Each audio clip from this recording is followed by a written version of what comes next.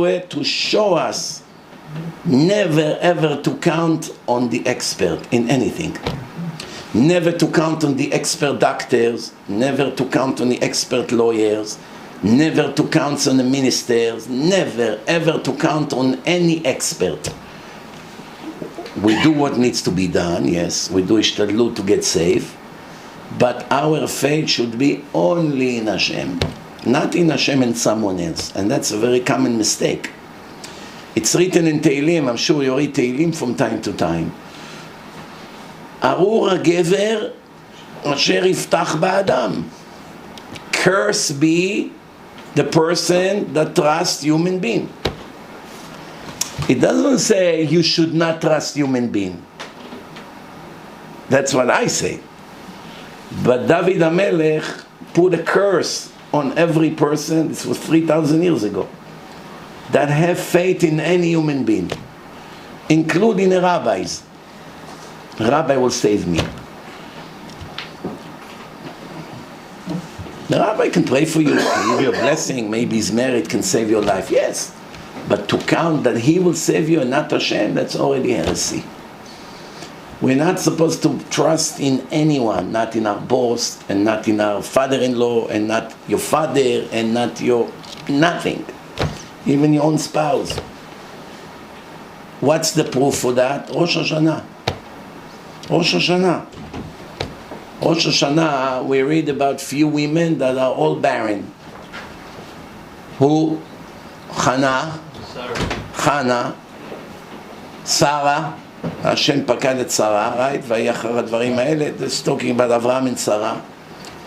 And Rachel. Three famous barren women from the Tanakh. Hannah, how many years Hannah was barren? 19 and a half years. 19 and a half years she cried every day praying to Hashem for a child. After 19 and a half years, who did she get? Samuel, prophet Samuel. Which the Gemara say is equal like Moshe and Aaron combined. No joke. Moshe and Aaron on one side of the scale, Shmuel on the other side, greater than both of them. He is a prophet in the time of David HaMelech, the time of Shaul HaMelech, the time of the big kings. He is a prophet then. Shmuel the prophet, 19 and a half years of prayers until he came to the world.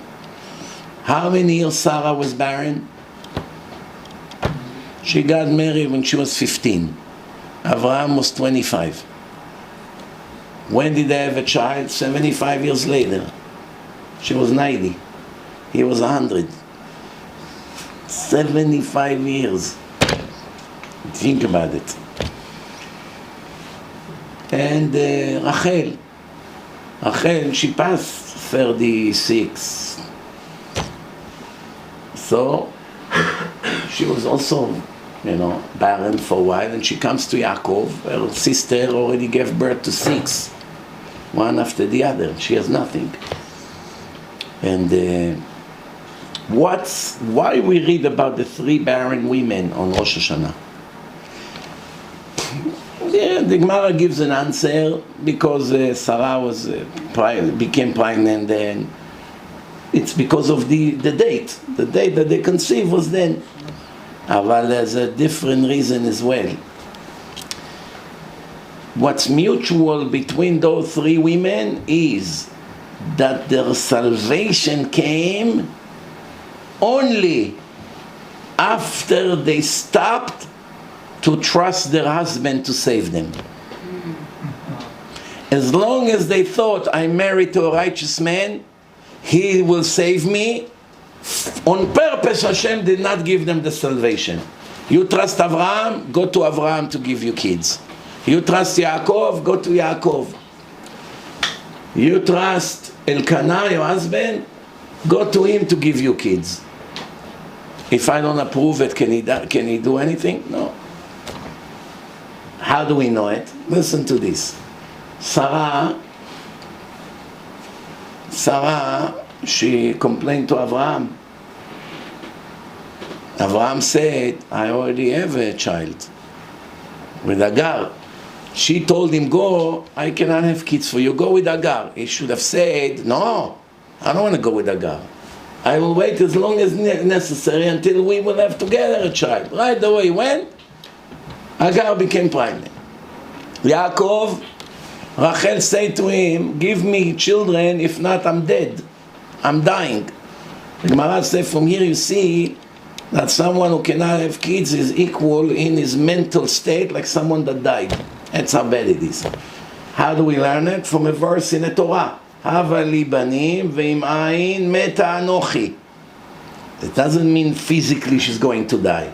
She said to Yaakov, if I won't have children, look at me as a dead person. I have no reason to live. Tov. So from here we see that Yaakov said to her, what do you want from me? I already have children. The problem is in you. I have children. I have Leah. We have many kids already. Tov. Hannah comes to her husband Elkanah. I want children.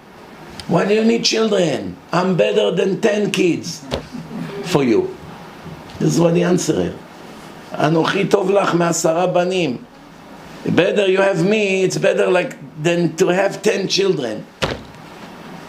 When they realize their husband is not into it, he's not going to do anything for them like they thought, the minute they realize they have only Hashem, that's when the salvation came.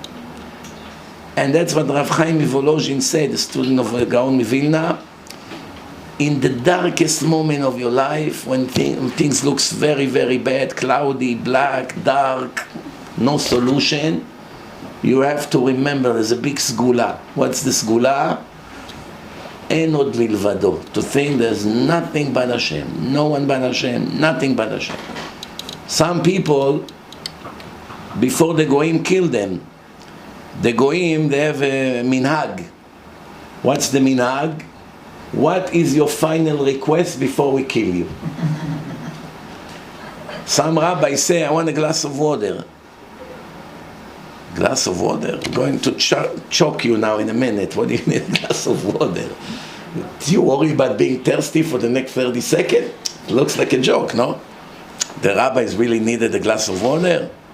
Why did they want a glass of water? What do you do when you drink a glass of water? ברוך אתה אדוני אלוהינו מלך העולם שהכל נהיה בדברו. That's all you do. You say, bless you Hashem. Everything that happens based on your word. They're going to hang me now, it's your word. They're going to let me go, it's your word. I'm not begging them. I have no hope that someone will come with guns and save me, the police, nothing. I'm 100% in your hand. It's a wonderful level to be in this level. Think about it. You never have disappointments. Do you know how many disappointments we have in life? Why we have so many disappointments? Because we are counting on people, and people usually disappoint. The higher the expectation, the higher the disappointments. You counted on a doctor, nothing happened. You counted on the lawyer, you counted on this, you counted on that. In the end, nothing happened. So you're full of disappointments in life. You're disappointed from your partner, from your boss, from your neighbor, from anyone. When you are attached to Hashem and you count on no one, you can never be disappointed. Why? Because if you request something, if you got it, so you're not disappointed. If you didn't get it, you're also not disappointed because you know Hashem knows better than you what's good for you. So that means if I begged so much for something and Hashem doesn't think I deserve to get it right now, obviously it's the best thing that can happen to me. So no matter how you look at it, whether you get it, whether you don't get it, there's no reason to be disappointed.